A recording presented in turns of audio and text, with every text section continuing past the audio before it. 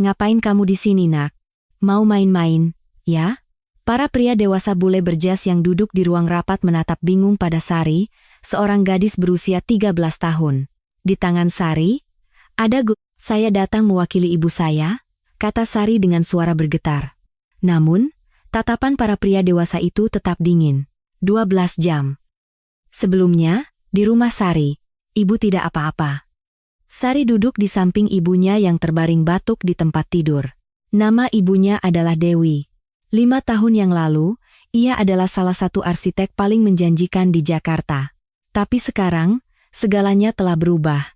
Tidak apa-apa, Sari. Hanya saja demam ibu tinggi sekali, keluh Dewi sambil memegang dahinya. Flu parah membuatnya sulit untuk bergerak. Besok ada wawancara penting, bagaimana ini? Di atas meja, tergeletak pengumuman lowongan kerja dari Nusantara Desain Universal, sebuah perusahaan yang berspesialisasi dalam merancang bangunan ramah disabilitas. Bagi Dewi, wawancara ini adalah kesempatan terakhirnya. Sari melihat ekspresi cemas di wajah ibunya. Ia sedih melihat ibunya harus kehilangan kesempatan lagi. Perubahan drastis dalam hidup ibunya dimulai saat Sari berusia 8 tahun. Ibu, kenapa tidak bisa menggambar lagi? Sari, sepertinya ada yang salah dengan mata ibu. Penglihatan Dewi mulai menurun akibat komplikasi diabetes. Awalnya hanya kabur, lalu semakin sulit membedakan warna, dan setahun kemudian, ia kehilangan penglihatannya sepenuhnya. Bagi seorang arsitek, penglihatan adalah segalanya. Bagaimana bisa merancang bangunan tanpa bisa melihat denah atau membedakan warna? Ibu tidak bisa melihat keindahan lagi, keluh Dewi sambil menghela napas. Buku sketsa kesayangannya disingkirkan, dan semua buku arsitektur dimasukkan ke dalam kotak dan disimpan di gudang. Beberapa hari yang lalu, Sari menemukan kotak-kotak itu di gudang. Rasa penasaran mendorongnya untuk membukanya satu persatu. Ia terkejut dengan isinya. Kotak-kotak itu penuh dengan benda-benda aneh dan menakjubkan. Kotak pertama berisi model 3D yang terbuat dari berbagai bahan, dinding dari amplas kasar, kursi dari kain lembut, dan lantai dari gabus yang tidak rata. Kotak kedua berisi model yang mengeluarkan suara, koridor yang berdesir saat angin melewatinya, air mancur kecil yang gemericik, dan material lantai yang menghasilkan suara langkah kaki yang berbeda. Kotak ketiga penuh dengan aroma, area relaksasi beraroma lavender, kafe beraroma lemon, dan jalan setapak beraroma mawar. Sari sadar, ibunya terus merancang arsitektur bahkan setelah kehilangan penglihatannya, hanya saja dengan cara yang berbeda. Ibu melihat dengan jari-jarinya. Malam itu, Sari bertanya pada ibunya, "Ibu, apa isi kotak-kotak di gudang itu?" Dewi terkejut. Setelah ragu sejenak, ia berkata, "Itu adalah mimpi ibu." "Mimpi?" "Ya, ibu ingin menciptakan bangunan di mana para tunanetra bisa berjalan dengan nyaman. Tapi, tidak ada yang membutuhkan arsitek seperti itu." Suara Dewi terdengar getir, seolah teringat penolakan yang ia terima dalam puluhan wawancara selama 5 tahun terakhir. Seorang tunanetra ingin menjadi arsitek? Bukankah itu berbahaya? Kemampuan Anda kami akui, tapi secara realistis, ini akan sulit. Bagaimana kalau mencari profesi lain? Namun, Nusantara Desain Universal berbeda.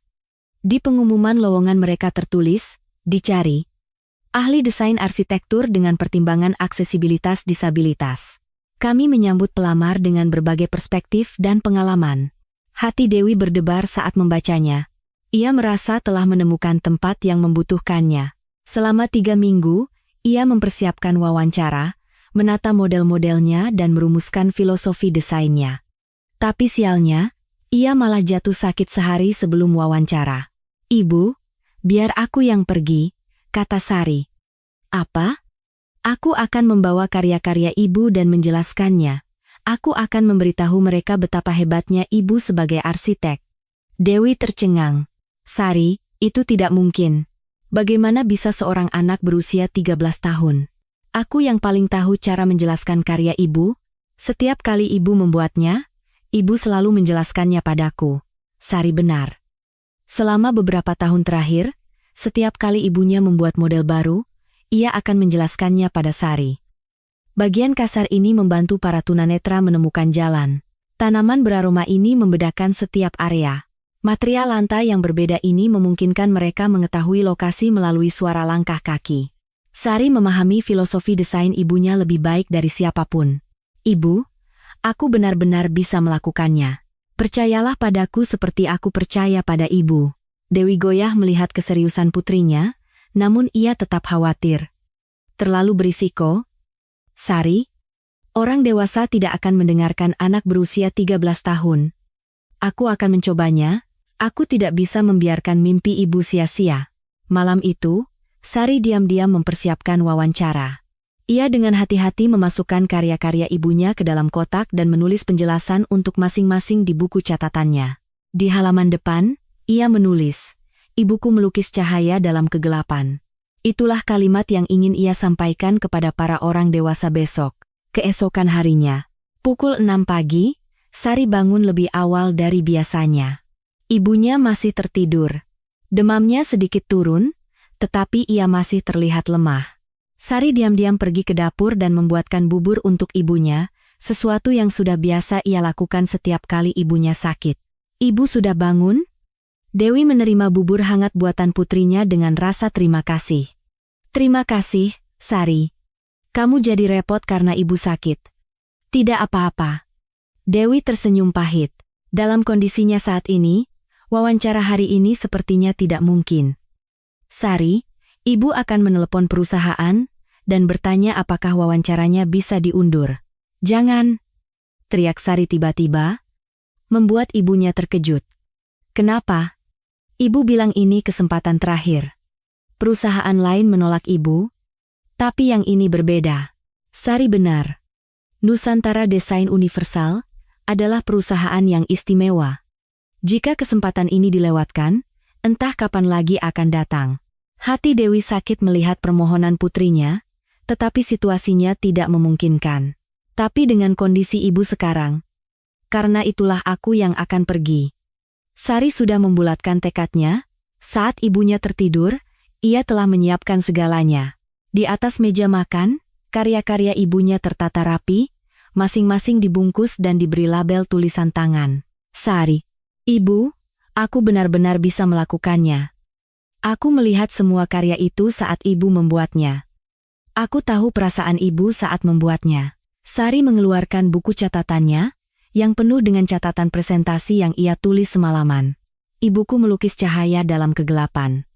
Meskipun tidak bisa melihat, ia bisa melihat hati orang." Suara Sari penuh keyakinan saat membaca baris pertama. Dewi terkejut melihat catatan putrinya. Tulisan itu terasa begitu tulus dan dalam untuk seorang anak berusia 13 tahun. Di dalam bangunan ibu, bahkan para tunanetra pun bisa berjalan dengan aman, mereka bisa menemukan jalan dengan sentuhan dan mengetahui lokasi dengan penciuman. Sari terus membaca catatannya. Dan yang terpenting, ada cinta di dalam bangunan ibu, kehangatan untuk orang-orang yang membutuhkan. Air mata menggenang di mata Dewi. Ia bersyukur sekaligus merasa bersalah karena putrinya begitu memahami hatinya. Tapi Sari, apakah orang dewasa akan mendengarkan anak berusia 13 tahun? Mereka akan mendengarkan. Ketulusan akan tersampaikan. Itulah keyakinan Sari yang sederhana namun kuat. Akhirnya, Dewi tidak bisa menentang keinginan putrinya. Sejujurnya, ia juga tidak ingin menyerah. "Baiklah. Tapi ada syaratnya." "Ya?" "Begitu ibu merasa lebih baik, ibu akan langsung menyusul. Jadi, jangan memaksakan diri. Kalau merasa tidak sanggup, menyerahlah."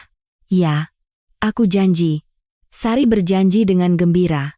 Pukul 9 pagi, Sari dengan hati-hati memasukkan karya-karya ibunya ke dalam tas. Saking banyaknya, ia harus membawa koper besar. "Ibu, aku berangkat." "Hati-hati, Sari. Ibu sangat bangga padamu." Dewi memeluk putrinya erat-erat.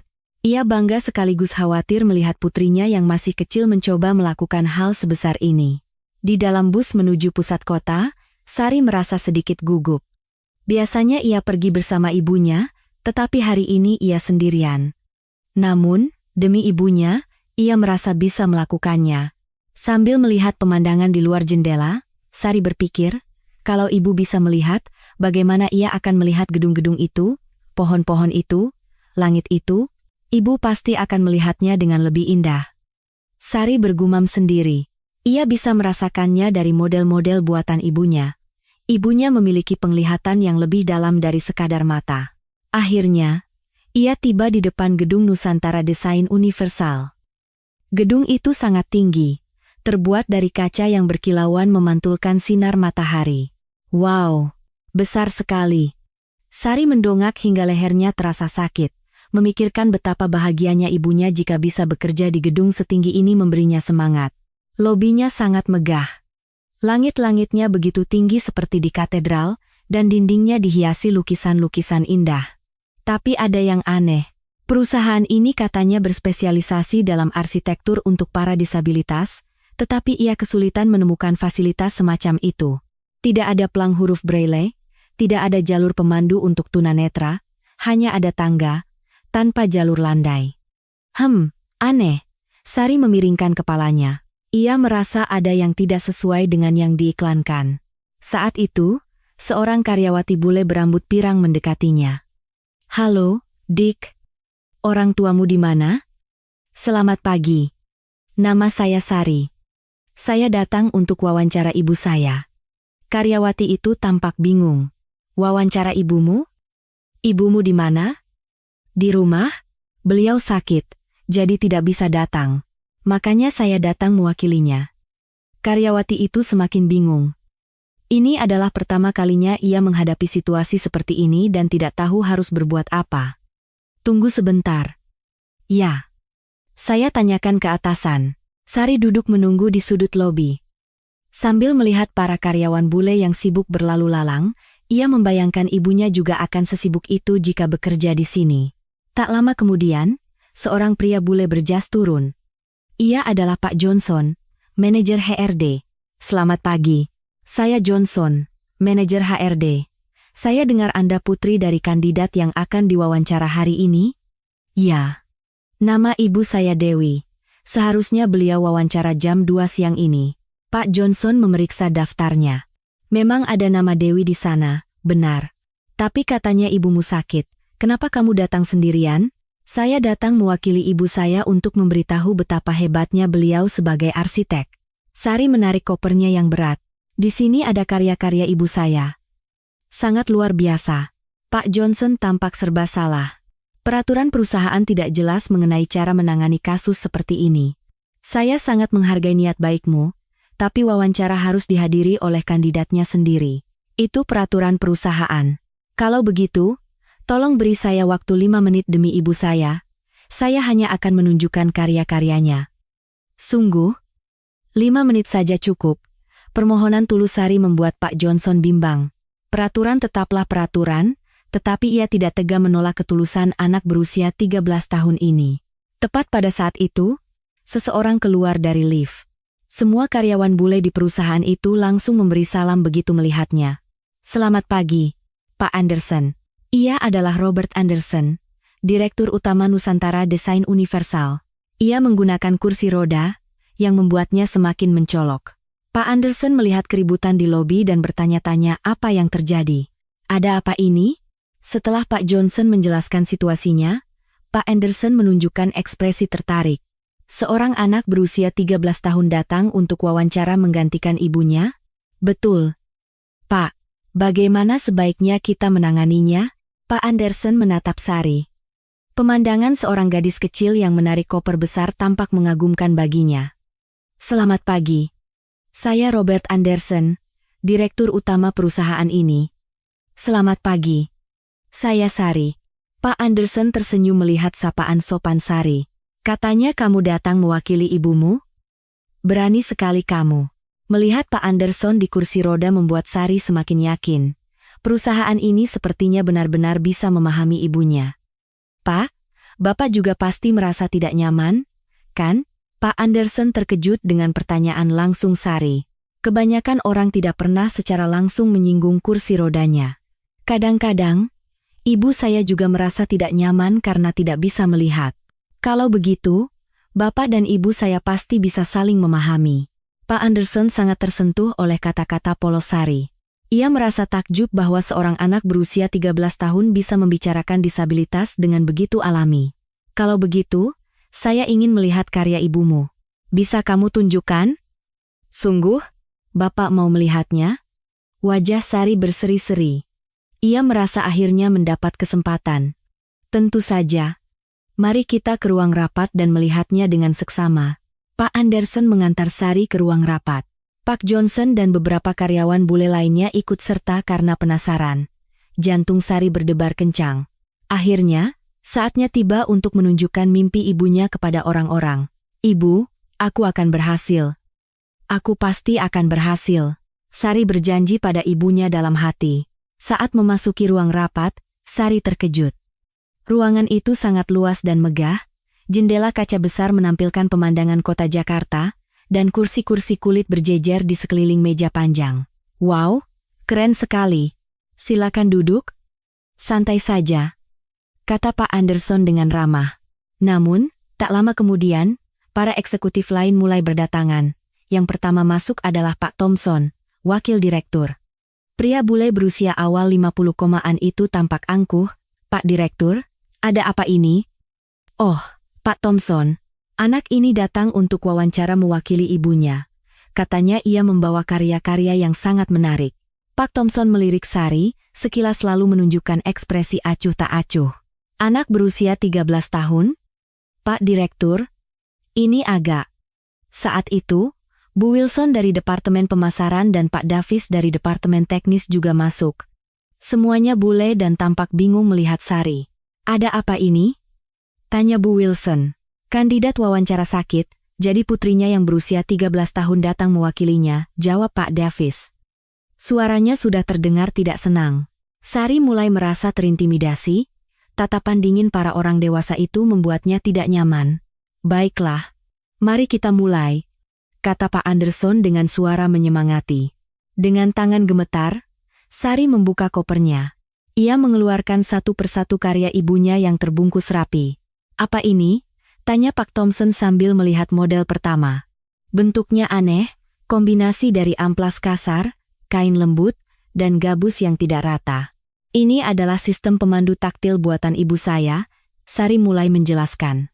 Para tunanetra bisa mengetahui lokasi mereka di dalam gedung melalui tekstur dinding. Bagian yang kasar menandakan ada tangga di depan, bagian yang lembut adalah pintu masuk ruang istirahat, dan bagian yang tidak rata adalah tanda toilet. Para eksekutif menyentuh model itu dan menggelengkan kepala. Menarik, sih, Bu Wilson memulai, tapi sepertinya sulit untuk menerapkan ini di semua gedung secara realistis, biayanya mahal, perawatannya juga masalah, dan belum tentu efektif. Benar, tambah Pak Davis, cara yang kita gunakan selama ini sudah cukup bagus, kan? Plang huruf Braille atau sistem pemandu suara. Sari mulai merasa cemas. Sepertinya para orang dewasa ini tidak memahami ide ibunya. Tidak. Ini juga bisa digunakan oleh orang yang tidak bisa membaca huruf Braille. Dan pemandu suara tidak terdengar jelas di tempat yang bising. Tapi siapa yang akan membuatnya? Secara teknis ini rumit, kata Pak Thompson dengan nada skeptis. Sari mengeluarkan karya berikutnya. Model yang mengeluarkan suara. Ini adalah sistem pencarian jalan dengan suara.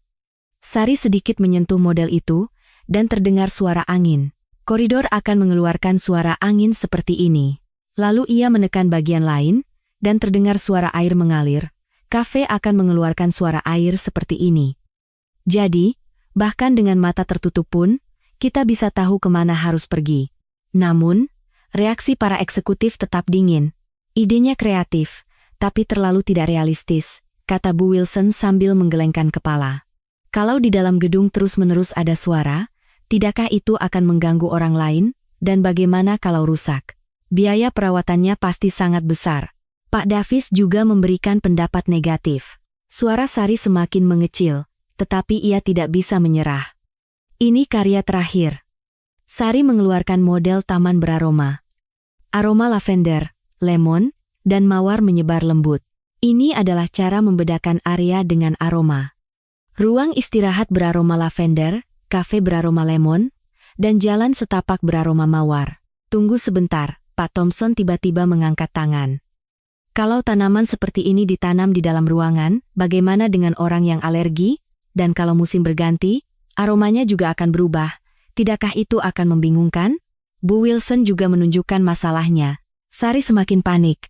Para orang dewasa ini terus-menerus mencari masalah, membuatnya merasa ada yang salah. Tapi ibu bilang, dengan cara ini akan menjadi lebih baik. Suara Sari bergetar. Kami mengerti perasaan itu, kata Pak Anderson dengan lembut. Tapi untuk bekerja di perusahaan, kami membutuhkan ide yang lebih realistis. Betul. Ide yang bagus secara emosional tidak selalu bisa diwujudkan, tambah Pak Davis. Sari merasa hancur.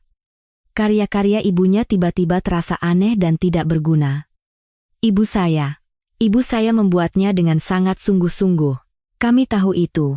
Tapi berusaha keras tidak selalu menghasilkan hasil yang baik, kata-kata Pak Thompson semakin menyakiti hati Sari. Dan jujur saja, seorang tunanetra menjadi arsitek itu sendiri. Pak Thompson. Pak Anderson buru-buru memotongnya, tetapi sudah terlambat. Mendengar itu, air mata Sari menggenang. Kata-kata itu terdengar seperti meremehkan ibunya. Ibu saya tidak bisa melihat, tapi beliau adalah arsitek yang hebat, teriak Sari tiba-tiba. Ibu saya. Tapi ia tidak bisa melanjutkan. Di hadapan tatapan dingin para orang dewasa, Sari yang berusia 13 tahun tampak begitu kecil dan tak berdaya. Ruang rapat menjadi sunyi. Keheningan yang canggung menyelimuti ruangan. Sari, tenanglah, kata Pak Anderson dengan ramah.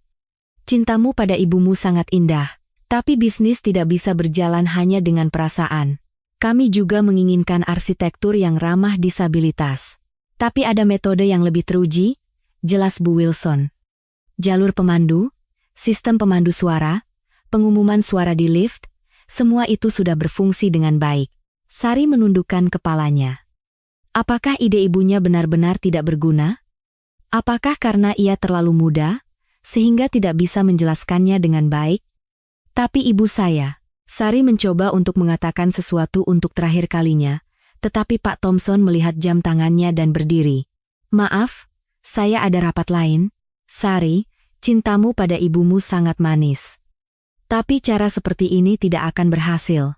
Para eksekutif lain juga satu persatu mulai beranjak dari kursi mereka, kami juga harus pergi. Sari, sampaikan pada ibumu agar cepat sembuh. Setelah para orang dewasa itu pergi, hanya tersisa Pak Anderson dan Sari di ruang rapat. Sari menahan air matanya, sambil memasukkan kembali karya-karya ibunya ke dalam kotak. Sari? Pak Anderson memanggilnya dengan hati-hati. Maafkan kami, sepertinya kami terlalu dingin. Tidak apa-apa. Saya yang kurang, jawab Sari dengan suara pelan. Apakah ide ibu saya benar-benar aneh? Pak Anderson terdiam sejenak. Sebenarnya, ia merasakan sesuatu yang istimewa saat mendengarkan presentasi Sari. Namun, penolakan dari para eksekutif lain begitu kuat. Bukan aneh, hanya saja, agak sulit untuk diterima oleh perusahaan kami, Sari mengangguk.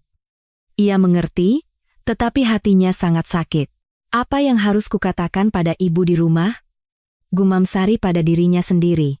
Pak Anderson merasa kasihan melihat Sari, tetapi itu adalah keputusan yang tidak bisa dihindari demi perusahaan. Ibumu bisa menjadwalkan ulang wawancara. Setelah sembuh, beliau bisa datang sendiri. Tidak apa-apa. Sari berdiri setelah selesai membereskan karya-karyanya. Akan saya sampaikan pada ibu. Sepertinya perusahaan ini tidak cocok untuk kami. Setelah mengatakan itu, Sari menarik kopernya yang berat dan keluar dari ruang rapat. Pak Anderson ditinggal sendirian, menatap keluar jendela. Ia merasa telah melewatkan sesuatu yang penting, tetapi tidak tahu persis apa itu. Sambil melewati lobi, Sari berpikir, apakah ini karena aku terlalu muda? Kalau aku orang dewasa, apakah aku bisa menjelaskannya dengan lebih baik? Tapi satu hal yang pasti, ide ibunya tidak salah. Hanya saja para orang dewasa itu tidak memahaminya. Jangan menyerah. Demi ibu. Sari berjanji dalam hatinya. Ia tahu ini bukanlah akhir. Saat Sari tiba di lobi, ia melihat pemandangan yang tak terduga. Seorang nenek tampak kebingungan di depan meja resepsionis. Permisi, toilet di mana? Nenek itu memegang tongkat putih. Ia seorang tunanetra. Resepsionis itu menjawab dengan ramah. Ke arah koridor sana, ada di sebelah kanan. Sebelah sana itu di mana? Tanya nenek itu lagi, tetapi resepsionis itu sepertinya tidak tahu bagaimana menjelaskannya. Ia hanya menunjuk dengan tangannya. Melihat itu, hati Sari terasa panas.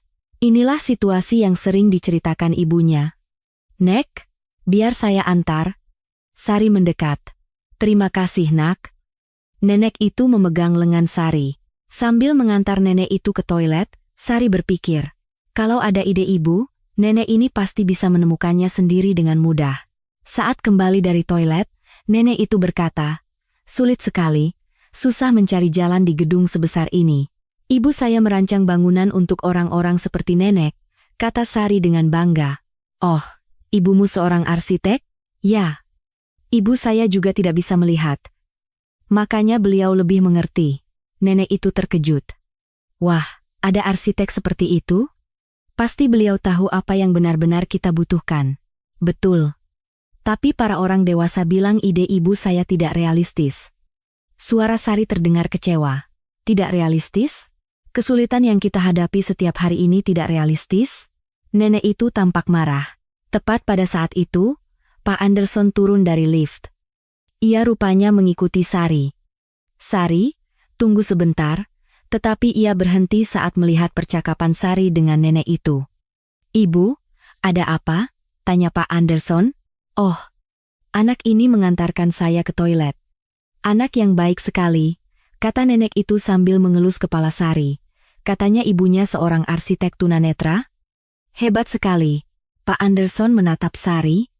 Ekspresi gadis itu telah berubah dari sebelumnya. "Nek, biar saya ceritakan lebih banyak tentang ibu," kata Sari tiba-tiba. "Ibuku melukis cahaya dalam kegelapan."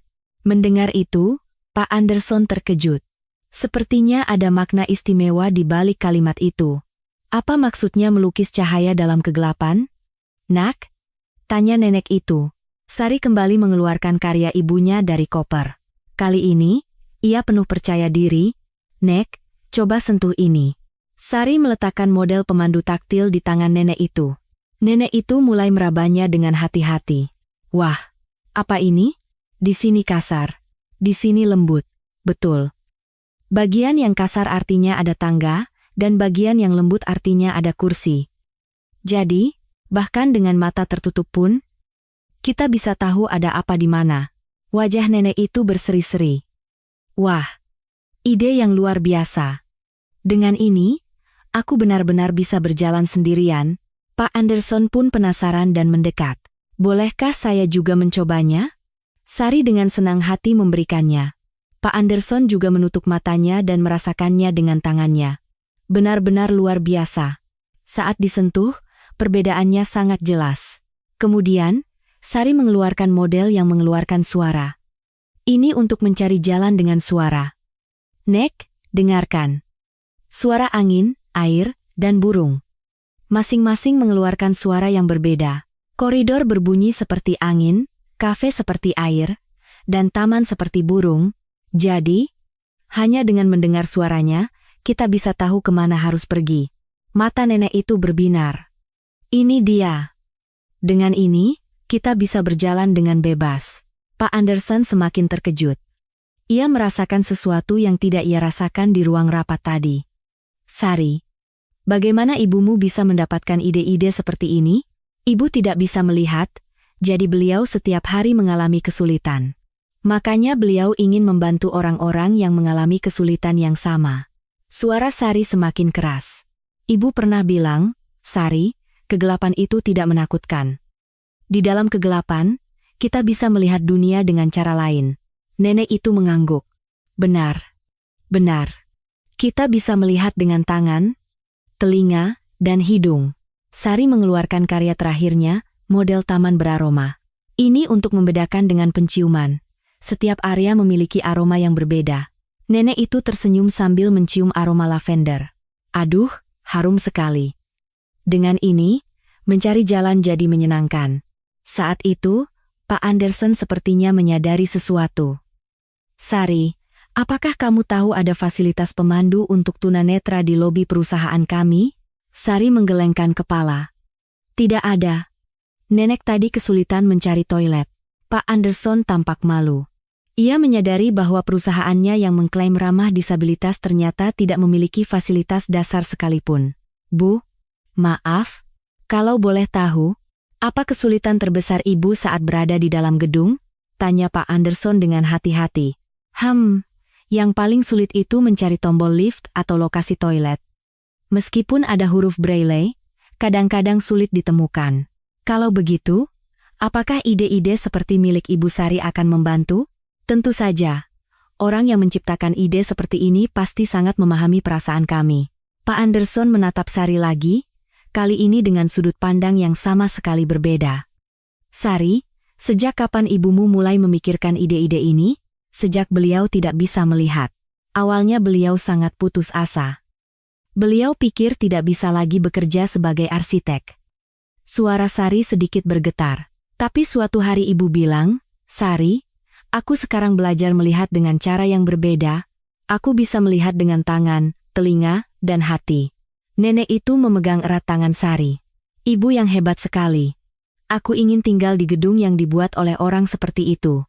Pak Anderson tenggelam dalam pikirannya. Ia teringat kata-kata para eksekutif di ruang rapat tadi. Tidak realistis. Biayanya mahal, perawatannya sulit, tetapi sekarang, melihat reaksi nenek ini, ia sadar bahwa yang benar-benar dibutuhkan bukanlah kepraktisan atau efisiensi, melainkan hati yang memahami manusia. Sari, bagaimana kondisi ibumu sekarang? Sudah lebih baik. Mungkin sekarang beliau sedang khawatir. Apakah aku berhasil atau tidak? Sari melihat jam. Sudah pukul 4 sore. Nek, saya harus pulang sekarang. Oh, baiklah. Terima kasih, ya. Sampaikan salamku pada ibumu. Katakan beliau orang yang sangat hebat. Nenek itu memeluk Sari sekali lagi. Tiba-tiba Pak Anderson berkata, Sari, tunggu sebentar. Ya, bolehkah saya mengunjungi ibumu secara langsung? Mungkin malam ini? Mata Sari membelalak. Sungguh? Ya. Saya ingin mendengarnya langsung. Cerita ibumu. Sari tidak percaya. Suasana yang begitu dingin tadi telah berubah total. Tapi para eksekutif lain. Itu masalah saya. Apa yang Sari tunjukkan hari ini benar-benar istimewa, kata Pak Anderson dengan serius. Saya sudah 30 tahun bekerja di bidang arsitektur, tapi belum pernah saya merasa begitu tersentuh seperti hari ini. Saya harus bertemu dengan ibumu. Jantung Sari berdebar kencang. Ia merasa akhirnya bertemu dengan orang yang mengakui nilai sejati ibunya. Ibu pasti akan sangat senang. Saat itu, nenek itu berkata, Pak Direktur, jangan sampai kehilangan orang seperti ini. Beliau tahu apa yang benar-benar kami butuhkan. Pak Anderson mengangguk. Saya mengerti. Sari, bisakah kamu berikan alamat rumahmu? Saya akan berkunjung malam ini. Sari buru-buru menuliskan alamatnya dan kembali membereskan karya-karya ibunya. Pak, terima kasih banyak. Ibu pasti akan sangat senang. Tidak. Saya yang lebih berterima kasih. Berkat Sari, saya menyadari sesuatu yang sangat penting. Kata Pak Anderson dengan tulus. Inovasi sejati tidak datang dari teknologi, melainkan dari hati yang memahami manusia. Dalam perjalanan pulang, Sari berpikir, banyak sekali yang terjadi hari ini, tetapi bertemu dengan nenek tadi adalah keberuntungan terbesar. Ibu, sebentar lagi akan ada kabar baik. Langkah Sari terasa ringan. Harapan mulai terlihat. Saat Sari tiba di rumah, ibunya sedang menunggu dengan cemas di ruang tamu. Demamnya sudah banyak turun, tetapi wajahnya masih terlihat khawatir. Sari, bagaimana? Dewi langsung berdiri begitu mendengar suara putrinya. Ibu. Awalnya tidak baik, tapi akhirnya jadi sangat baik. Sari menceritakan semua yang terjadi hari ini secara detail. Reaksi dingin para eksekutif, pertemuannya dengan nenek, dan perubahan hati Pak Anderson. Sungguh direktur itu mau datang ke rumah? Dewi tidak percaya. Ya. Katanya mau datang malam ini. Beliau ingin bertemu langsung dengan ibu. Tepat pada saat itu, telepon berdering. Halo. Dewi mengangkat telepon. Selamat malam. Saya Anderson, Direktur Utama dari Nusantara Desain Universal.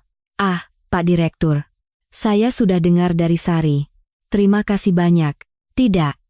Saya yang lebih berterima kasih. Tapi maaf, sepertinya saya tidak bisa berkunjung malam ini. Ekspresi Dewi menjadi muram. Ada apa, Pak? Ada rapat darurat dengan para eksekutif. Situasinya menjadi sedikit rumit karena kejadian hari ini. Suara Pak Anderson terdengar khawatir. Sementara itu, di ruang rapat Nusantara Desain Universal, perdebatan sengit sedang berlangsung. Pak Direktur, apa yang Anda pikirkan? Kata Pak Thompson dengan marah. Apakah Anda akan mengubah kebijakan perusahaan hanya karena seorang anak berusia 13 tahun? Apa yang anak itu tunjukkan bukanlah sekadar ide. Jawab Pak Anderson dengan tenang. Anda lihat sendiri bagaimana reaksi seorang tunanetra terhadap ide itu? Itu adalah sesuatu yang benar-benar dibutuhkan. Menjual perasaan itu berbeda dengan bisnis. Bu Wilson bangkit sambil menepuk meja. Kita bukan lembaga amal. Kita perusahaan yang harus menghasilkan keuntungan. Betul. Kalau kita menerima semua ide tidak realistis itu, perusahaan akan bangkrut, Pak Davis setuju. Dan jujur saja, mempekerjakan arsitek tunanetra itu sendiri, hati-hati bicara. Pak Thompson. Suara Pak Anderson menjadi dingin. Cara bicara seperti itu adalah diskriminasi. Bukan diskriminasi, tapi kenyataan. Arsitek harus melihat denah, memeriksa lokasi. Beliau melakukan pekerjaan itu dengan cara yang berbeda. Seperti yang Anda lihat hari ini, bantah Pak Anderson. Pak Direktur juga menggunakan kursi roda. Saya pikir Bapak akan lebih mengerti. Kata-kata Bu Wilson membuat ruang rapat menjadi sunyi. Itu adalah pernyataan yang terlalu belak-belakan. Hanya karena saya menggunakan kursi roda, bukan berarti saya harus mempekerjakan semua penyandang disabilitas tanpa syarat, kata Pak Anderson dengan dingin. Tapi saya juga tidak akan menolak orang yang memiliki kemampuan hanya karena prasangka. Kemampuan? Bagaimana orang yang tidak bisa melihat bisa merancang arsitektur? Pak Anderson memotong kata-kata Pak Thompson. Anda sudah lihat karya yang ditunjukkan anak itu hari ini? Kalau itu bukan kemampuan, lalu apa? Siapa saja bisa punya ide. Tapi mewujudkannya adalah masalah lain, kata Pak Davis dengan skeptis. Dan apa kata klien nanti? Gedung yang dirancang oleh arsitek tunanetra, Anda pikir klien juga akan punya prasangka? Tanya Pak Anderson. Bukan prasangka, tapi kekhawatiran. Itu wajar, kata Bu Wilson dengan tegas. Rapat terus menemui jalan buntu.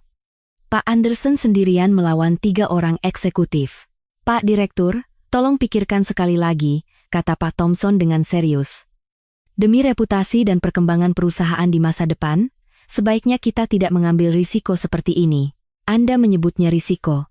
Pak Anderson tersenyum pahit.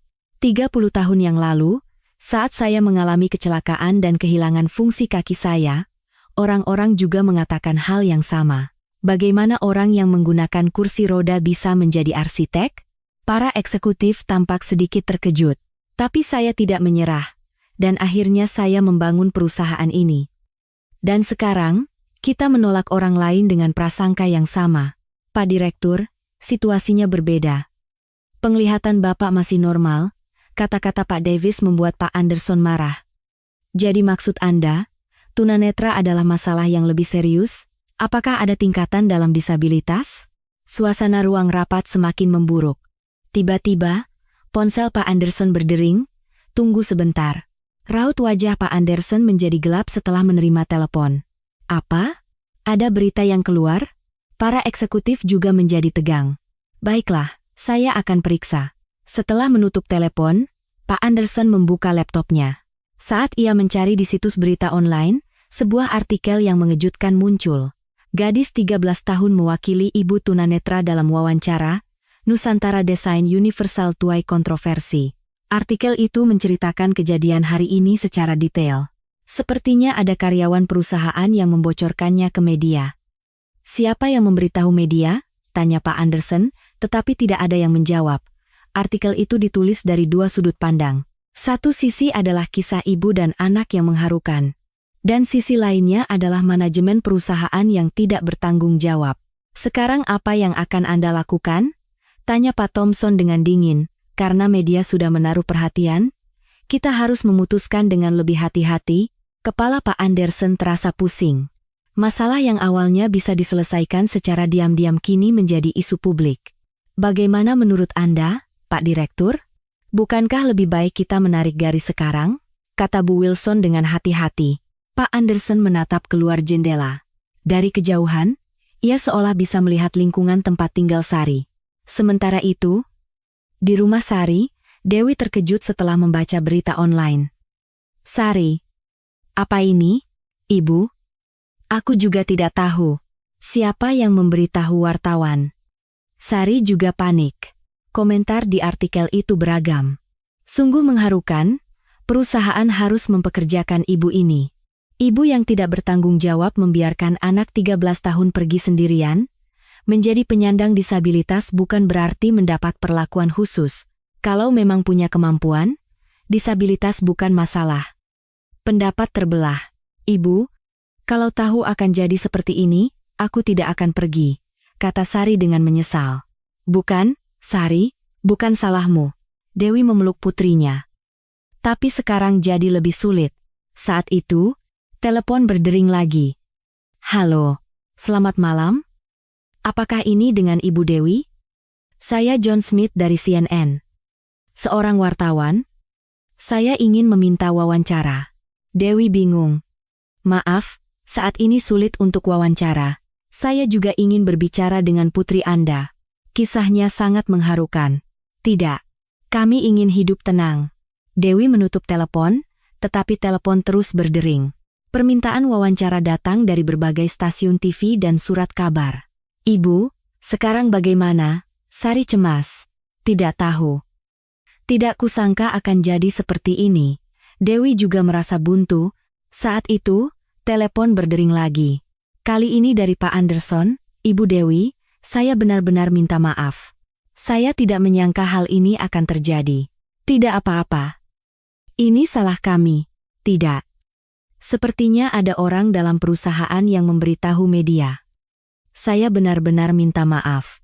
Suara Pak Anderson penuh penyesalan. Tapi jujur saja, situasinya menjadi rumit. Para eksekutif semakin menentang. Dewi sudah menduga hal itu. Saya mengerti. Tidak. Saya tidak akan menyerah. Tapi sepertinya butuh sedikit waktu. Pak, tidak apa-apa. Kami yang sudah meminta hal yang tidak masuk akal. Bukan permintaan yang tidak masuk akal. Ini adalah kesempatan yang seharusnya Anda dapatkan. Kata-kata Pak Anderson menghangatkan hati Dewi. Setelah menutup telepon, Dewi menatap Sari. Sari, Ibu minta maaf. Kamu sudah berani.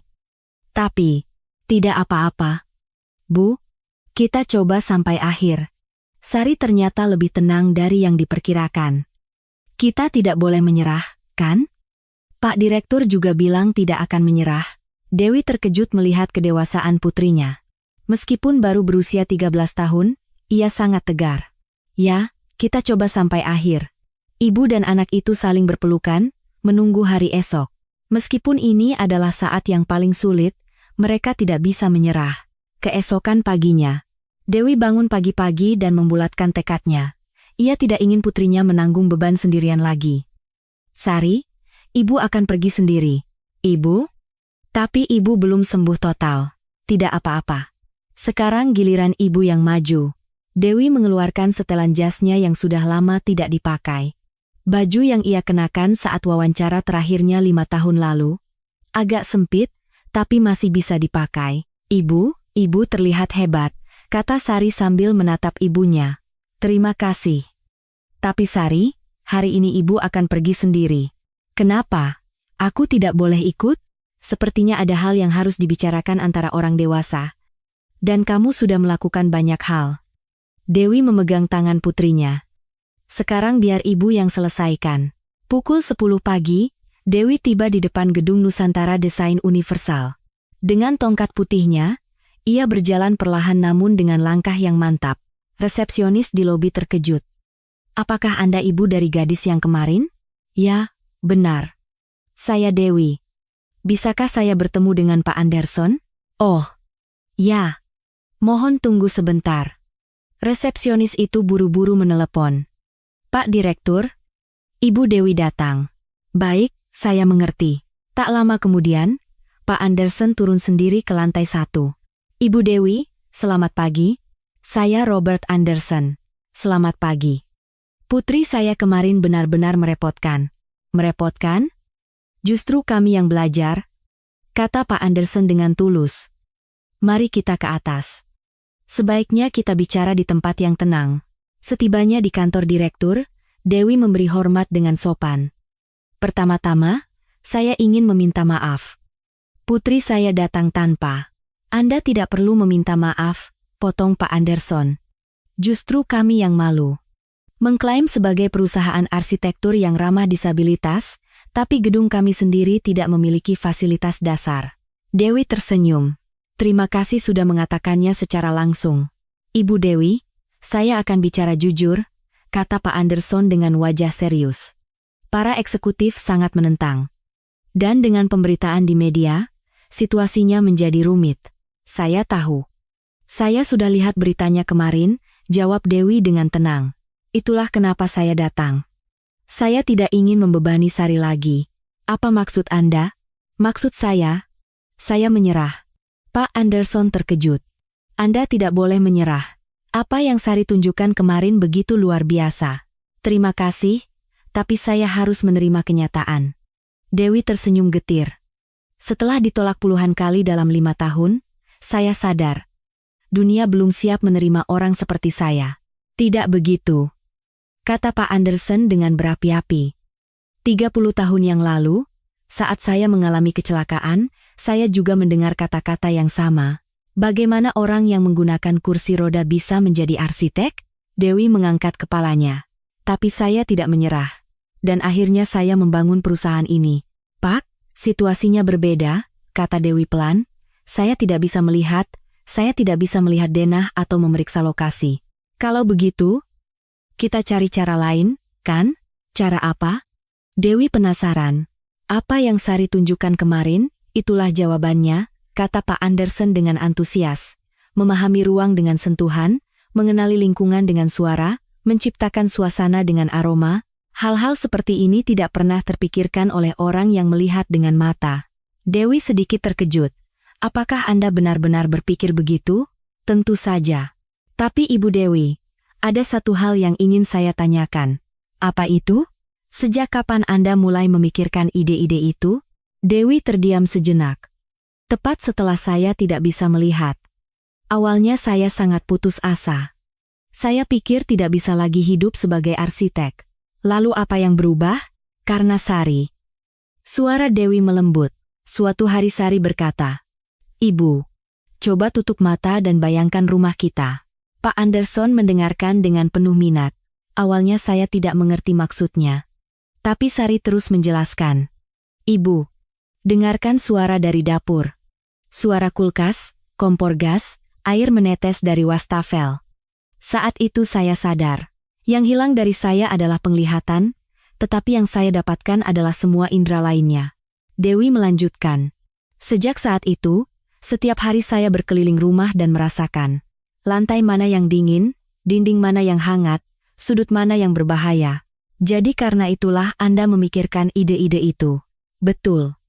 Saya ingin menciptakan ruang di mana orang-orang seperti saya bisa hidup dengan aman dan nyaman. Pak Anderson sangat tersentuh.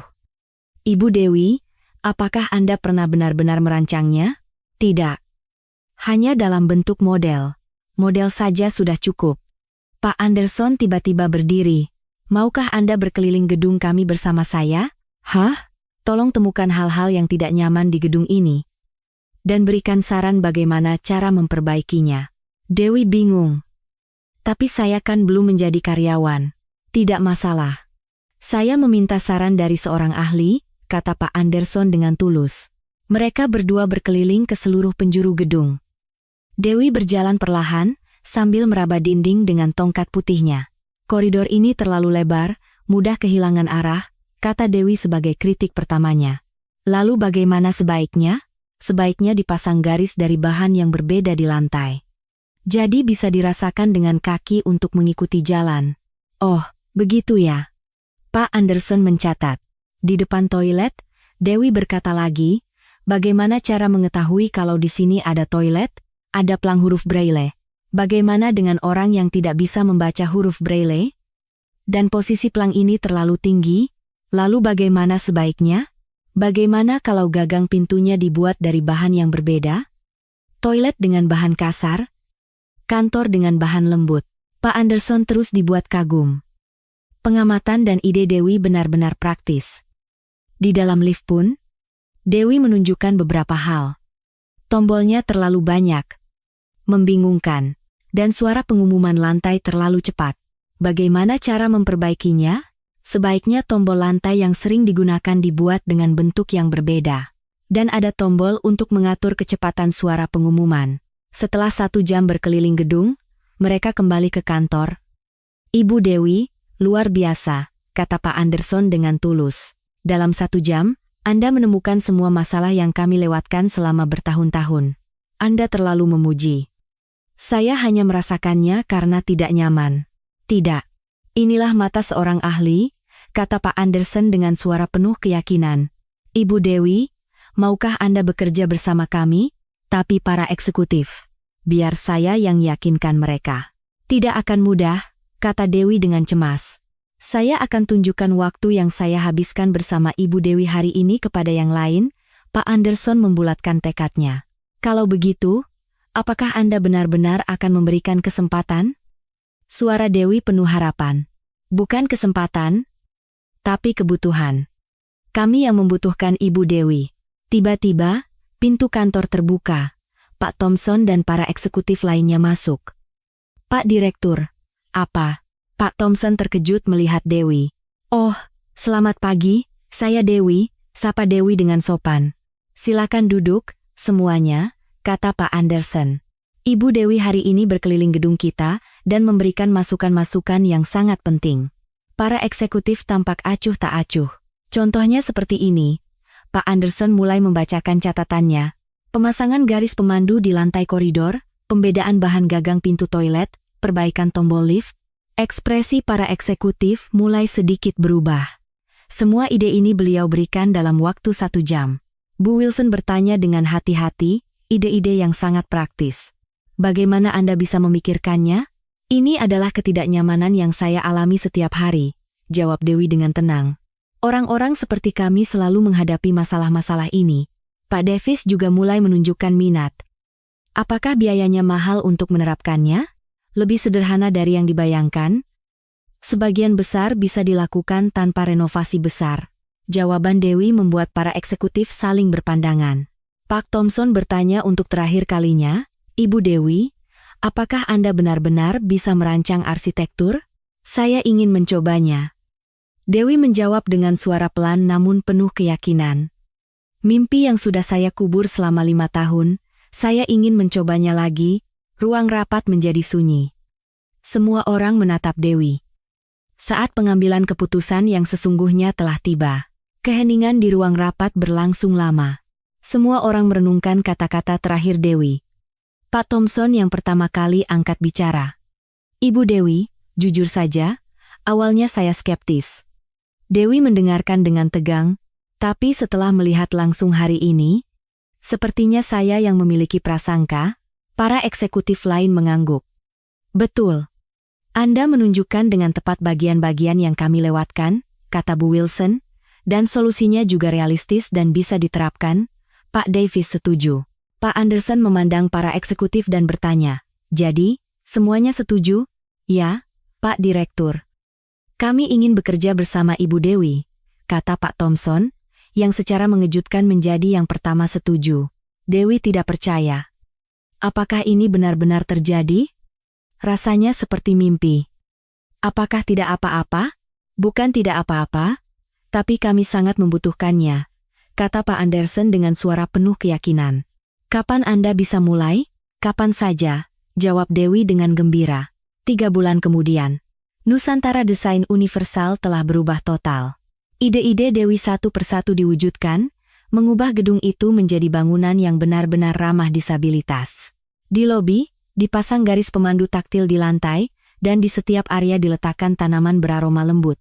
Tombol lift juga diganti, dan gagang pintu toilet diperbaiki agar mudah dibedakan. Wow, benar-benar berubah, kata nenek yang ditemui Sari tempo hari, yang kembali mengunjungi perusahaan setelah 3 bulan. Sekarang saya bisa berjalan sendirian dengan mudah.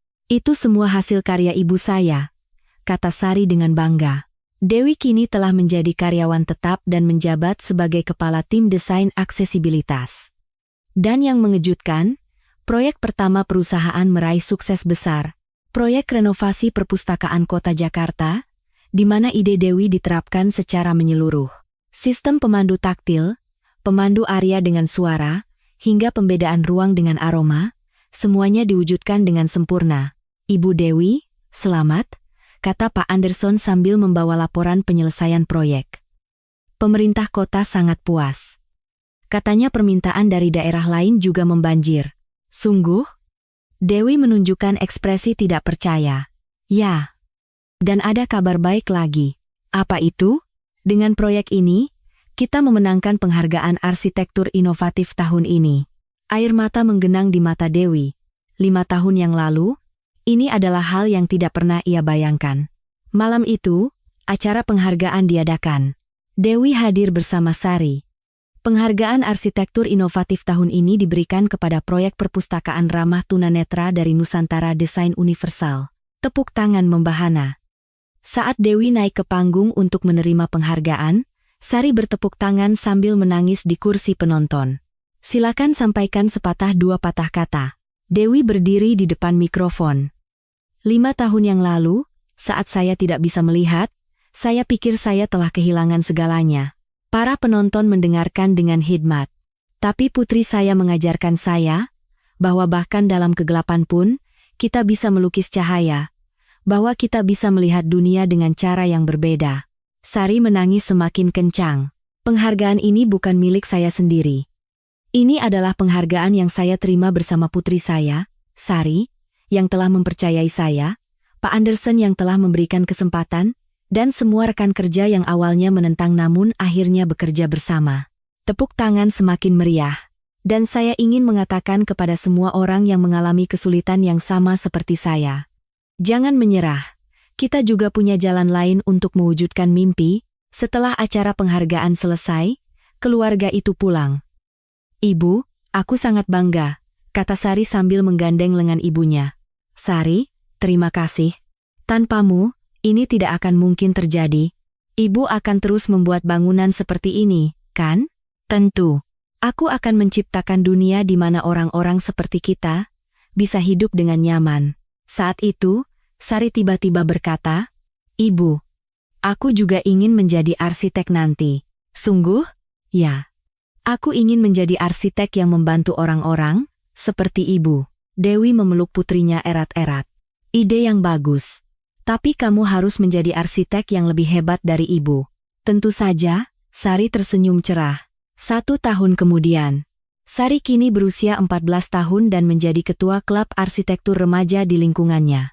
Ia mengajarkan kepada anak-anak lain tentang arsitektur yang berpusat pada manusia, seperti yang ia pelajari dari ibunya. Arsitektur bukan sekadar membuat bangunan yang indah, jelas Sari kepada teman-teman klubnya. Kita harus memikirkan orang-orang yang akan tinggal di dalamnya. Apakah ada yang merasa tidak nyaman? Apakah ada tempat yang berbahaya? Teman-temannya mengangguk sambil mendengarkan. Sari, ibumu hebat sekali, kata salah satu temannya. Gedung baru sekolah kita juga dirancang oleh ibumu, kan? Jadi lebih nyaman. Ya. Ibu saya yang merancangnya sendiri, kata Sari dengan bangga. Dewi kini telah menjadi arsitek spesialis aksesibilitas paling terkenal di Jakarta. Ia merancang berbagai bangunan, mulai dari sekolah, rumah sakit, perpustakaan, hingga pusat perbelanjaan, dan semua proyeknya sukses. Dan yang lebih penting, idenya mulai mempengaruhi arsitek-arsitek lain. Kini banyak arsitek yang mulai mementingkan aksesibilitas. Suatu Sabtu sore, Sari dan Dewi sedang berjalan-jalan di taman. Ibu, ingat tidak? Waktu pertama kali aku pergi wawancara. Tentu saja ingat. Aku sangat gugup waktu itu. Aku juga sangat takut. Takut kalau gagal. Tapi kamu berhasil, kan? Karena kamu berani. Dewi memegang erat tangan putrinya. Ibu, kenapa waktu itu ibu menyuruhku pergi? Ibu kan bisa pergi sendiri. Sakit itu hanya alasan. Sebenarnya, ibu takut, kata Dewi dengan jujur. Takut ditolak lagi, takut terluka. Tapi karena kamu yang lebih dulu berani, ibu jadi ikut berani. Kalau begitu, Berkat aku. Ya, kata Sari dengan nada bercanda. Betul. Berkat kamu, jawab Dewi sambil tersenyum. Saat itu, terdengar suara anak kecil menangis di taman. Mereka berdua mendekat dan melihat seorang anak laki-laki tunanetra tersesat. Nak, mau kemana? Tanya Dewi dengan lembut. Mau pulang, tapi tersesat, jawab anak itu sambil terisak. Tidak apa-apa. Kami akan bantu. Sari memegang tangan anak itu. Kak, kenapa tante ini pakai tongkat? Tanya anak itu dengan polos. Oh, ini ibu saya. Ibu saya juga tidak bisa melihat. Sungguh? Sama dong dengan aku. Anak itu tiba-tiba menjadi ceria. Ya, ibu saya tidak bisa melihat, tapi beliau adalah arsitek yang hebat. Beliau membuat bangunan untuk orang-orang. Wah, hebat. Apakah aku juga bisa jadi seperti itu kalau sudah besar? Mata anak itu berbinar. Tentu saja, kata Dewi sambil mengelus kepala anak itu.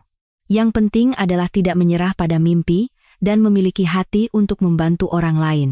Setelah mengantar anak itu pulang dengan selamat, ibu dan anak itu kembali berjalan di taman. Ibu, melihat anak itu tadi, aku jadi teringat ibu dulu. Dalam hal apa? Saat kehilangan mimpi dan tidak tahu arah. Tapi sekarang kan sudah berbeda. Dewi mengangguk. Benar. Sekarang aku tahu arahnya. Arah yang mana? Arah untuk memberikan harapan kepada orang-orang, untuk mengatakan kepada orang-orang yang mengalami kesulitan seperti kita agar tidak menyerah pada mimpi. Di taman yang mulai senja, ibu dan anak itu duduk berdampingan di bangku. Ibu, kita benar-benar sudah banyak berubah. Ya, ya. Tapi yang paling berharga tidak berubah. Apa itu? Bahwa kita saling mencintai. Dan keyakinan bahwa bersama-sama, kita bisa mengatasi kesulitan apapun. Sari bersandar di bahu ibunya. Ibu, aku bangga. Ibu benar-benar orang yang melukis cahaya dalam kegelapan. Sari, cahaya itu kamu yang menyalakannya, kata Dewi sambil memeluk putrinya erat-erat. Cahaya yang kita nyalakan bersama kini menerangi banyak orang. Lampu-lampu taman mulai menyala satu persatu. Tetapi bagi ibu dan anak itu, satu sama lain bersinar lebih terang dari cahaya apapun.